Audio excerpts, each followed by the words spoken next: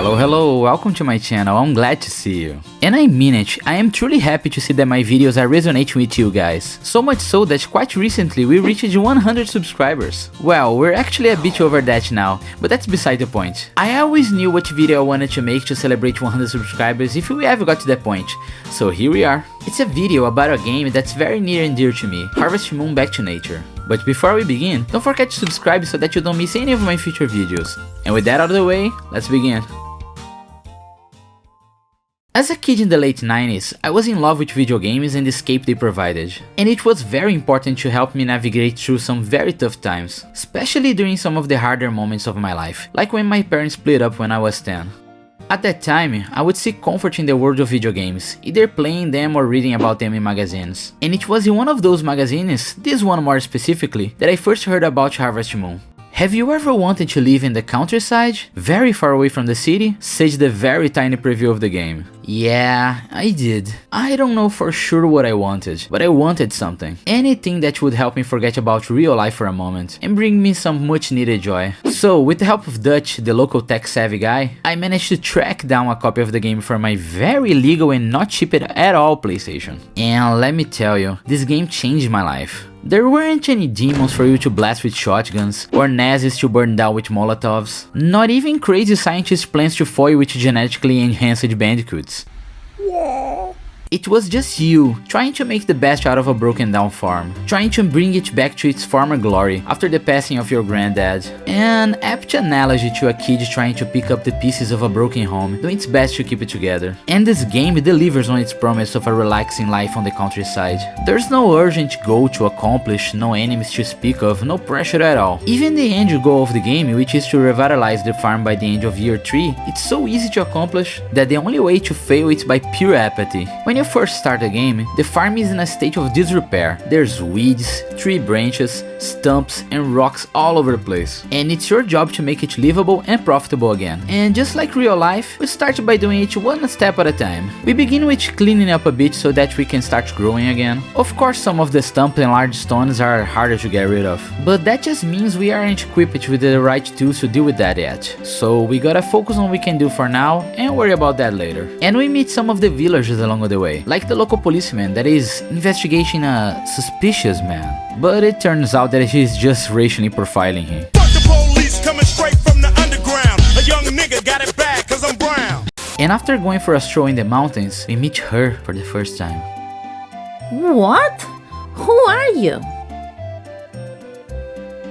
Why does he talk to me so much? And we are instantly smitten. Could this be love? Only time will tell.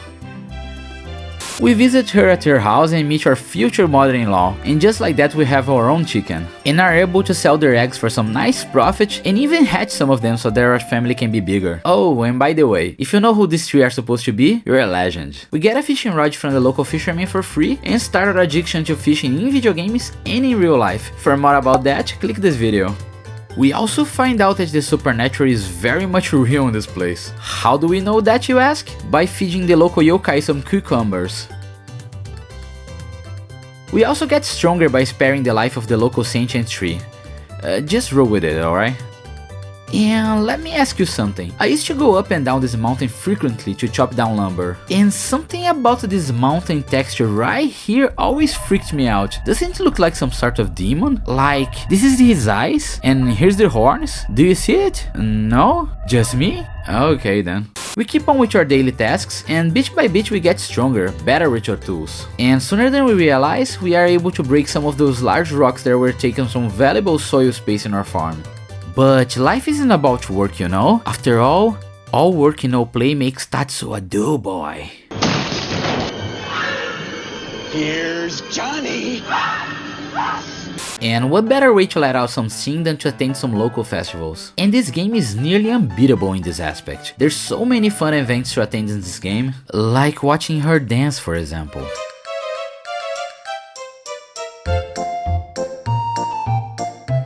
Or participate in some local tomato warfare. Goated minigame, by the way.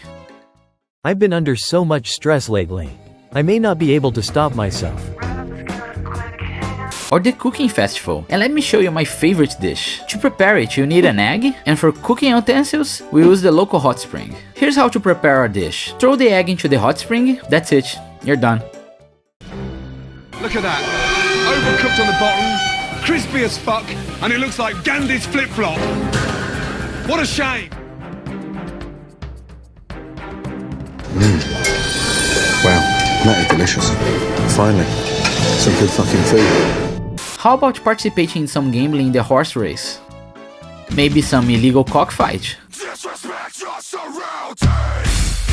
Anyways, you catch my drift. This is just a small sample of the events there are in this game. It's chock full of them, and they're all great. Even simple events like some cow judging can net you some golden milk if your cow is impressive enough.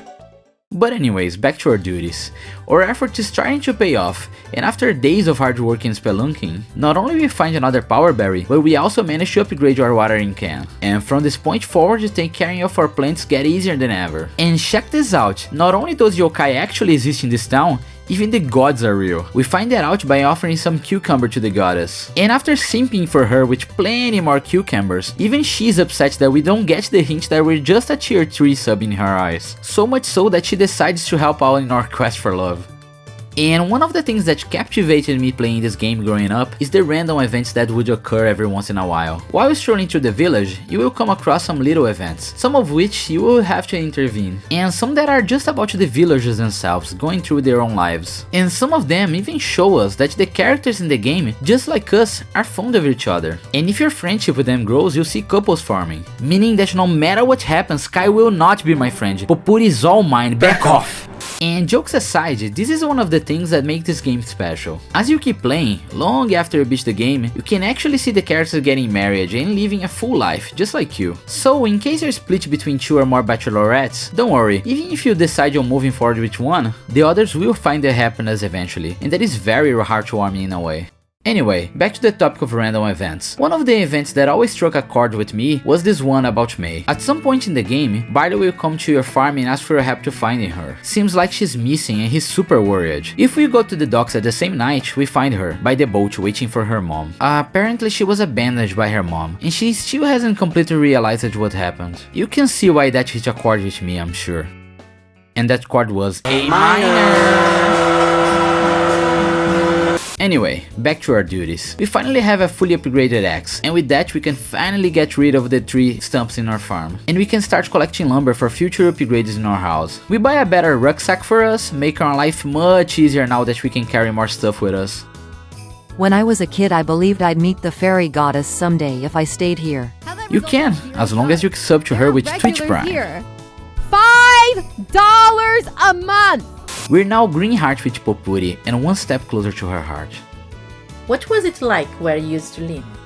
I want to go places. And look here, God is hard at work in our coop. At this rate we have to done in no time at and he's going home. It's 3 o'clock in the afternoon. Are you Spanish by some chance? Is it siesta time?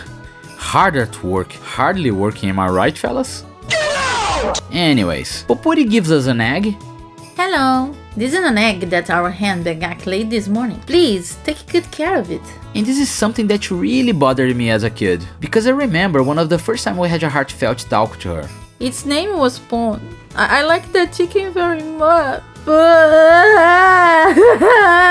It was when one of her favorite chickens named Pon was killed by a stray dog. We comforted her at the time, so when we got this egg, my first instinct was to name it Pon, as a way to honor her chicken that passed away. But what we're supposed to do here is to name the chicken Popuri. I mean, really? In Brazil, calling a girl a chicken is incredibly rude, so this would be the last thing I would think to do, but whatever, man. I figured it was about time that egg I gave you hatched. It hatched! Great! Did you give it a name? You name it Popuri? Thanks! See you. Our chicken coop extension is complete. Time to upgrade the house. And here's Gots again. I'm sure he'll work later than 3 PM today, right? Oh well, if you can beat them, join them. It is good that we are rested after all, because we intend on staying up late for the fireworks festival, which we watch with your darling Popuri, that thanks to this very romantic event, reached the yellow heart. I admire the way you run the farm on your own. My brother says good things about you. I have respect for you too. Our house is finally upgraded to the second level, and now we can enlarge the barn, but you won't see me using it on this playthrough. And it's not because I dislike the cows and sheep, far from it, they are incredibly cute. The problem is that their hitboxes are huge, and because of that, navigating the barn to feed and taking care of them is a pain in the ass, doubling the time spent each day, so I avoid raising them nowadays. Unless I plan on hiring the sprites to feed and take care of them, which is a subpar solution since they don't work during the spring, meaning that at least for one full month, we need to bear with them, and for now I'm not willing to. Summer is almost over, so it's time to clean up our fields to prepare for fall, the most lucrative season of the year. But you know what else happens at the end of summer? That's right, Kai leaves! Good, get out of here! And make sure to give your goodbyes to Popuri, because next time you see her, she'll be a married woman. Man, I love fall, both in real life and in this game. The mountain looks so beautiful during the season, and very lucrative as well. There's plenty of things to forage this time, and you need it considering that in winter we can't grow anything, so the time to get rich is now. The peddler visited us to sell this wonderful pink ball that we can use to train our dog, and it's important to play with your dog at least once every day, and we'll get to why later. The priest Carter let us know that the music festival will happen soon and asked us if we want to participate. Make sure you do because it's delightful. Here, I'll show you the footage from another YouTube channel because I actually forgot to save the footage.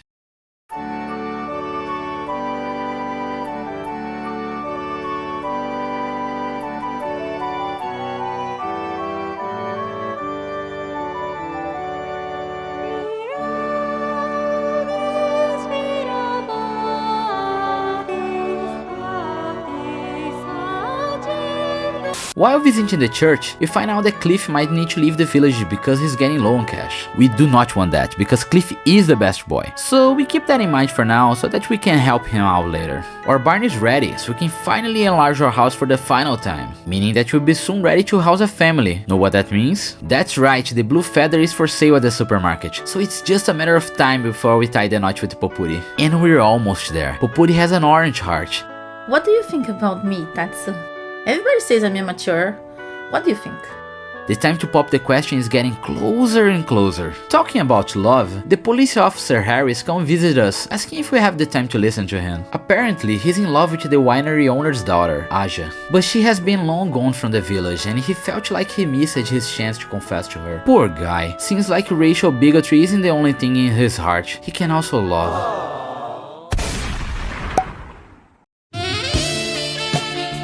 Talking about racial profiling, the peddler visits us and sells us this lovely vase, in which we can put the seasonal flower. Very cute, I love it. The moon viewing event is upon us, and obviously we'll invite Popuri to view the moon with us. We can't waste an opportunity like that for advancing our romance. Oh, and talking about the winery owners, Duke asked our help to harvest his grapes, and asked us if you know anyone who can also help with the work. Remember our friend Cliff? He was low on cash, so we let him know about the opportunity and go to work.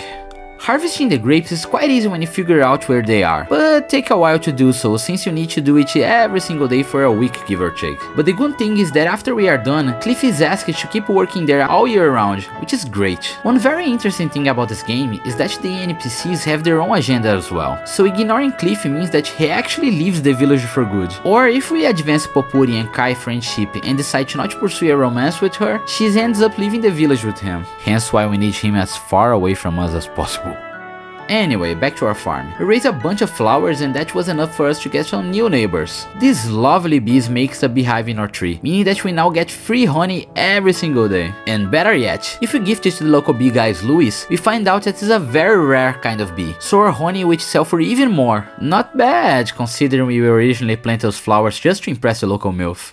When the sun hits that ridge just right, the peddler then visits us, and for the first time he actually tried to scam us by trying to sell this blue feather that cost 5,000 G on the supermarket for 30k. How dare he?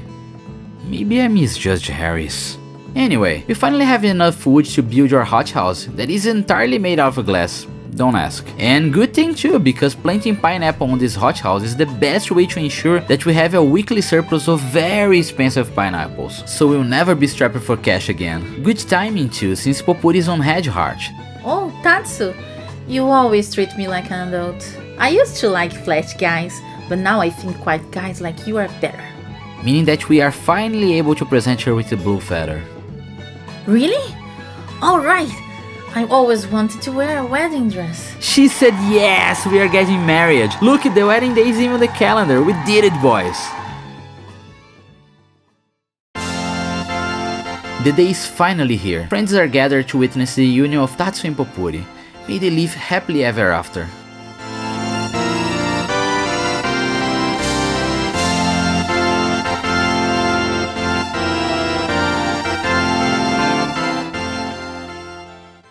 Things are looking up. We managed to win the dog race with our faithful companion. Thanks to the training we did daily with the ball, our pineapple are ready to harvest for the first time, making us bank. We have the lover of our life by our side. It seems like yesterday that we arrived at this farm. It was run down, with no crops to harvest, no animals to befriend and take care of, and full of garbage for us to clean up. Life is like that sometimes. It gives us a challenge that seems to be bigger than we can handle. But if we give up before we take these challenges head on, we might never find out what we're capable of. And maybe if we put in the effort, no matter how small it might look at first, bit by bit we are able to grow and do bigger things. And the results of our efforts might look insignificant at first, but things do get better in the future, we just have to try. And to wrap up this video, we end the year by watching the sunrise for the first time until our new year. May this be a good year for the village, and I hope this is a good year for you as well.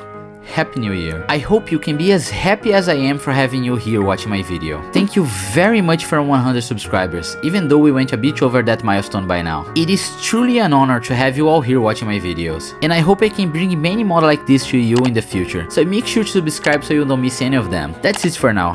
Bye bye.